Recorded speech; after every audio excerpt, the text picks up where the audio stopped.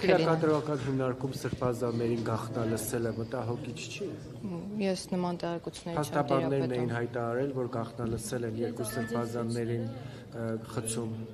Ես նման տեղեկությունների չեմ տիրապետում, մեր խցերում գաղտնալսող սարքեր չի տեղադրել։ Եկեք հարցնենք փաստաբանին, եթե ունի նման տվյալ, թող հրապարակի։ Ճշտող հարց, որպեսզի հանրության նաև մեր մոտ որ ասեցիք տեսախցիկներին տեղադրել, դա չի վերաբերում, չէ՞ բոլոր բանտախցերին։ Չէ, դա վերաբերում է ինքնավնասման հակում ունեցող։ Տեսեք, մենք իրականացնում ենք հաշվառում, եւ եթե ձեզ հետաքրքրում է վիճակագրությունը, կարող եք ուսումնասիրել, դուք կտեսնեք օրինակ պայմանական եմ թիվը ասում 500 ինքնավնասում 1 տարվա ընթացքում, որոնք կատարվել են օրինակ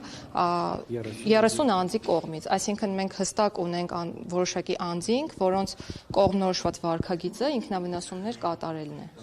Եվ ցավոք սրտի, եթե մարդն ունի հակվածություն անդադար ինքնավնասումներ կատարելու եւ այդ ինքնավնասումները ուղղակի իմիտացիա չեն ինչ-որ խնդիրներ բարձրաձայնելու, շատ դժվար աշխատանք է իրականում ինքնասպանությունների կանխումը։ Դրա համար մենք հոգեբուժական ստացիոնարը, երբ որ առողջապահության նախարարության մեր գործընկերները վերանորոգեցին Նուբարաշենում, մենք որոշակի հատվածին, որոնք որ դատապարտյալների հիվանդանոցում էին պատիժ կրում, տեղափոխեցինք այնտեղ։ Եվ ինքնավնասումների, ինքնասպանությունների բացառման հիմնական գործոնը պետք է լինի հոգեբուժական ճիշտ հաշվառումը ու նրանց հիվանդության անհամատեղելիության սահմանումը պատժի կրման հետ։ Այսինքն այդտեղ է մեր հիմնական խնդիրը։ Մենք քանի որ խոսեցինք այս խնդրից, մեդալ միշտ երկու կողմ ունի։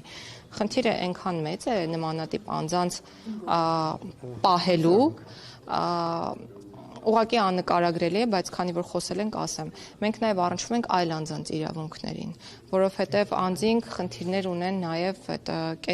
կենսապայմանների պահպանման ու այդ իրենց միկրոսոցիալական միջավայրերում, օրինակ մաքրության պահպանման եւ այլն, եւ շատ հաճախ նաև խնդիր ենք ունենում մենք դա իրենց փոխարեն իրականացնելու, որպեսզի իրենց կենսագործունեությունը հավուր պատշաճի ապահովենք։